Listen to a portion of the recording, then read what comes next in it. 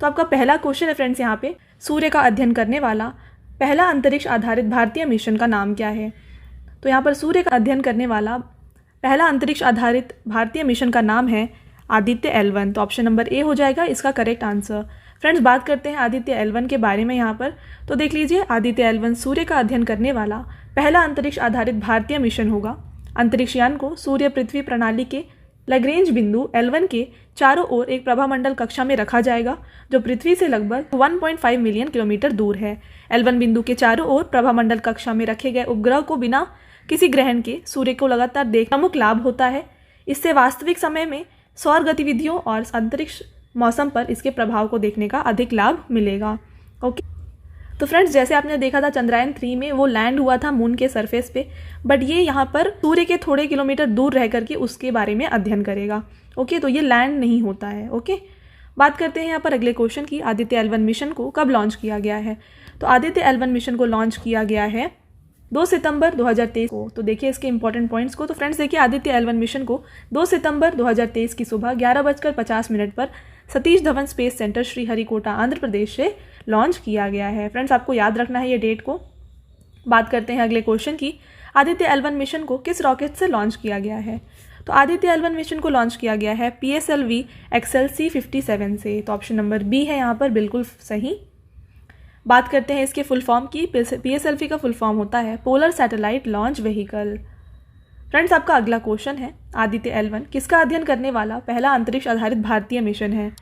तो यहाँ पर आदित्य L1 सूर्य की अध्ययन करने वाला पहला अंतरिक्ष आधारित भारतीय मिशन है। तो ऑप्शन नंबर बी है इसका करेक्ट आंसर। बात करते हैं इससे जुड़े इंपॉर्टेंट पॉइंट्स की फ्रेंड्स। तो देखिए, आदित्य L1 पृथ्वी से लगभग 1.5 मिलियन किलोमीटर यानी कि 15 लाख किलोमीटर दूर सूर्य की ओर निर्देशित रहेगा। यह पृथ्वी और सूर्य के बीच की दूरी को लगभग 1% है। ओके, अगला क्वेश्चन है आपका, आदित्य L1 मिशन में L का क्या तात्पर्य है। तो आदित्य L1 मिशन में L का तात्पर्य है लैग्रेंज। तो ऑप्शन नंबर डी है इसका करेक्ट आंसर। फ्रेंड्स बात करते हैं लैग्रेंज पॉइंट होता क्या है इसके बारे में। तो देख रहे हैं यहाँ पर टोटल 5 लैग्रेंज पॉइंट है। यहाँ पे आप देख सकते हैं, ये है सन और ये है अर्थ, इसके पास में है L1। यहीं पे जाकर अभी आदित्य L1 मिशन काम करेगा अपना। ओके, इस जगह पर। इसके अलावा यहाँ पर बाकी 3 पॉइंट्स L2, L4 और L5 के आसपास होते हैं, बट L3 जो होता है ये सूरज के पीछे होता है, कोई काम नहीं होता है। ओके, तो L3 अगर आपसे पूछा जाए कौन सा लैग्रेंज पॉइंट सूरज के पीछे होता है, तो इसका करेक्ट आंसर हो जाएगा L3। ओके फ्रेंड्स, बात करते हैं लैग्रेंज पॉइंट के बारे में। तो देखिए, सूर्य के केंद्र से पृथ्वी के केंद्र तक एक सरल रेखा खींचने पर जहां सूर्य और पृथ्वी के गुरुत्वाकर्षण बल बराबर होते हैं वह लैग्रेंज पॉइंट कहलाता है। तो देखिए, जहां पर सूरज और पृथ्वी के बीच का गुरुत्वाकर्षण बल बराबर हो जाए उस पॉइंट को कहा जाता है लैग्रेंज पॉइंट। ठीक है, तो यहाँ पर हमारे पास टोटल 5 लैग्रेंज पॉइंट है, जैसे मैंने आपको अभी प्रीवियस स्लाइड में बताया था। तो देखिए, लैग्रेंज बिंदु पर सूर्य और पृथ्वी के गुरुत्वाकर्षण बल समान रूप से लगने से दोनों का प्रभाव बराबर हो जाता है। इस स्थिति में वस्तु को ना तो सूर्य अपनी तरफ खींच पाएगा और ना पृथ्वी अपनी तरफ खींच सकेगा और वस्तु अधर लटके रहेगी। तो देखिए, लैग्रेंज बिंदु को L1, L2, L3, L4, L5 से निरूपित किया गया है। और जैसे मैंने आपको बताया, L3 कहाँ पर है, ये सूर्य के पीछे की ओर है। अगला क्वेश्चन है आपका, आदित्य L1 मिशन को किस स्पेस एजेंसी से लॉन्च किया गया है। तो देखिए, आदित्य L1 मिशन को लॉन्च किया गया है इसरो के द्वारा। तो ऑप्शन नंबर डी है इसका करेक्ट आंसर। फ्रेंड्स बात करें यहाँ पे नासा की, तो ये किसकी स्पेस एजेंसी है, ये USA की स्पेस एजेंसी है। ESA यूरोप की स्पेस एजेंसी है और रॉसकॉस्मॉस रूस की यानी कि रशिया की स्पेस एजेंसी है। ठीक है, साथ में आप इसको भी याद रखें। ओके, तो बढ़ते हैं और बात करते हैं इसरो के बारे में। तो इसरो भारत की स्पेस एजेंसी का नाम है। इसरो का फुल फॉर्म है इंडियन स्पेस रिसर्च ऑर्गेनाइजेशन, भारतीय अंतरिक्ष अनुसंधान संगठन। काफ़ी इंपॉर्टेंट है फ्रेंड्स आपके सारे एग्जाम्स के लिए। मुख्यालय इसका है बेंगलुरु कर्नाटका में। स्थापना इसका किया गया है 15 अगस्त 1969 को और इसके संस्थापक हैं विक्रम साराभाई। बात करें इसके अध्यक्ष कौन है, तो ये हैं S सोमनाथ। और इसरो के फर्स्ट यानी कि पहले अध्यक्ष कौन रहे हैं, ये रहे हैं विक्रम साराभाई। और फ्रेंड्स मैं आपको बता दूं कि विक्रम साराभाई को father of Indian space programme भी कहा जाता है। राइट, तो आपको यहाँ पर ये भी याद रखना है, father of Indian space programme कहा जाता है विक्रम साराभाई को। ओके, बढ़ते हैं अगले क्वेश्चन की तरफ। L1 बिंदु पृथ्वी से कितनी दूर है।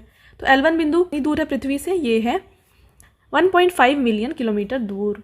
ओके, अगला क्वेश्चन है फ्रेंड्स आपका, आदित्य L1 सूर्य पृथ्वी प्रणाली के लैग्रेंजियन पॉइंट L1 के पास किस ऑर्बिट में स्थापित किया जाएगा? तो आदित्य L1 को सूर्य पृथ्वी प्रणाली के लैग्रेंजियन पॉइंट L1 के हेलो ऑर्बिट में स्थापित किया जाएगा। तो आप देख सकते हैं यहाँ पर ये हेलो ऑर्बिट है, इसे कहा जाता है हेलो ऑर्बिट। इसमें ही आदित्य L1 को स्थापित किया जाएगा। ओके फ्रेंड्स, बात करते हैं यहाँ पर अगले क्वेश्चन की। देखिए आदित्य L1 मिशन का प्रमुख उद्देश्य क्या है? तो देखिए आदित्य L1 का प्रमुख उद्देश्य यहाँ पर है सौर ऊपरी वायुमंडलीय यानी क्रोमोस्फीयर और कोरोना गतिशीलता का अध्ययन करना, क्रोमोस्फेरिक और कोरोनल हीटिंग का अध्ययन करना, सन अर्थ लैग्रेंजियन पॉइंट L1 की कक्षा से सूर्य का अध्ययन करना और सौर प्रभामंडल के अध्ययन करना। तो ये चारों ही इसके उद्देश्य हैं। तो ऑप्शन नंबर ई इसका करेक्ट हो जाएगा।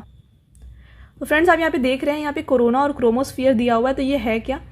तो देखिए क्रोमोस्फीयर जो होता है और कोरोना जो होता है ये सन का लेयर है। तो अगर मान लीजिए ये सन है, ओके, तो सन के आउटर मोस्ट लेयर को यानी कि बाहरी लेयर को, बाहरी परत को क्या कहा जाता है? ये कहा जाता है कोरोना। ठीक है, और इसका जो अंदर का लेयर है यानी कि इसके बाद का जो लेयर होता है इसको कहा जाता है क्रोमोस्फीयर। ठीक है, तो ये दोनों लेयर हैं सूर्य के, इसी को अध्ययन करेगा आदित्य L1 मिशन।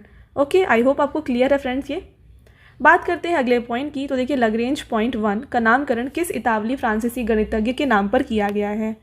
तो L1 का नाम दिया गया है जोसेफ लुइस लैग्रेंज के नाम पर। तो ऑप्शन नंबर ए इसका करेक्ट आंसर हो जाता है। फ्रेंड्स बात करते हैं यहाँ पर अगले क्वेश्चन की। यहाँ तो देखिए आदित्य L1 मिशन को शुरुआत में क्या नाम दिया गया था? तो आदित्य L1 मिशन को शुरुआत में आदित्य 1 नाम दिया गया था और इसके बाद इसका नाम आदित्य L1 कर दिया गया। तो देखिए बात करते हैं इसके इंपॉर्टेंट पॉइंट्स की। आदित्य L1 मिशन को शुरुआत में आदित्य 1 नाम दिया गया था। इसे सूर्य और पृथ्वी के लैग्रेंज बिंदु 1 या L1 के हेलो ऑर्बिट में स्थापित किया जाएगा।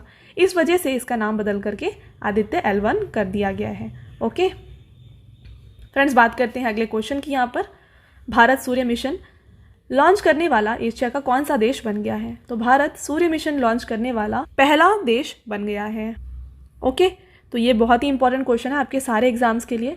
तो फ्रेंड्स बात करते हैं अगले क्वेश्चन की। लैग्रेंजियन बिंदु वो है जहाँ दो वस्तुओं के बीच कार्य करने वाले सभी कौन से बल एक दूसरे के निष्प्रभावी कर देते हैं।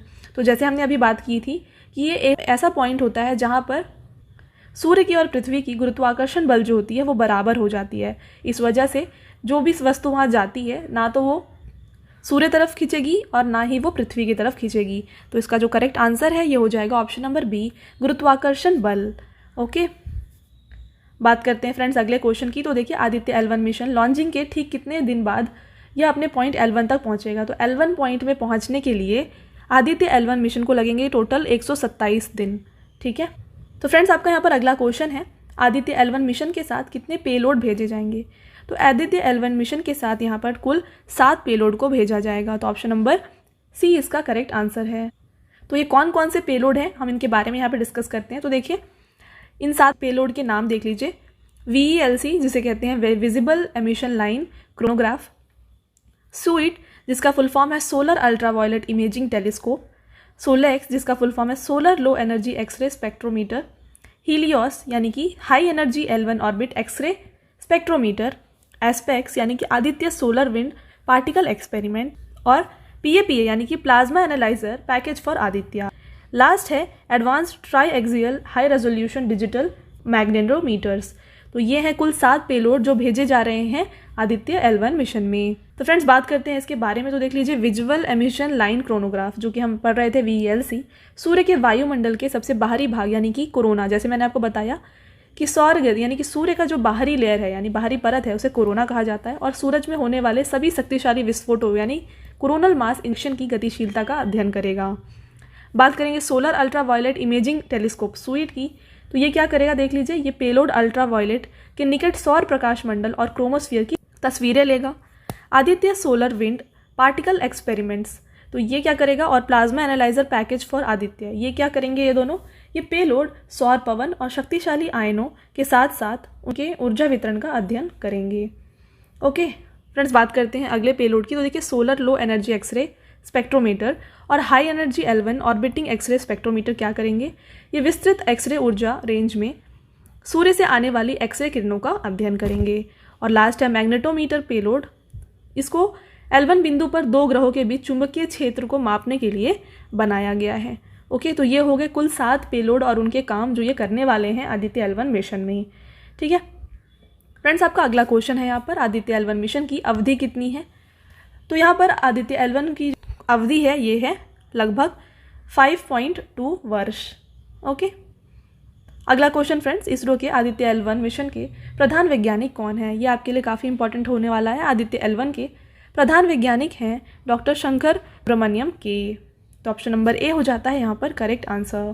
फ्रेंड्स, बात करते हैं इंपॉर्टेंट पॉइंट्स की। तो देख लीजिए आदित्य L1 मिशन के प्रोजेक्ट निदेशक कौन है, यह है निगार शाहजी। आदित्य L1 अंतरिक्ष यान के लिए बने कंट्रोल सिस्टम ग्रुप की प्रोजेक्ट मैनेजर कौन है, यह है गायत्री मल्होत्रा।